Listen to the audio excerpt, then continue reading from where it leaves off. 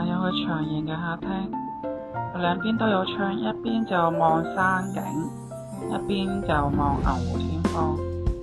窗台上可以晾衫嘅，業主就裝咗分體冷氣，地下就白色嘅地磚。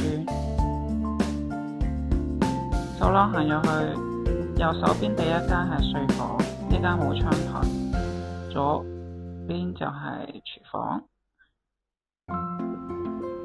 洗手間係浴缸有窗，呢間就睡房望到牛湖天空同埋少少海景，一個衣櫃位可以上到頂。咁主人房行入去有張雙人床，主人房有一個洗手間，都係有窗嘅。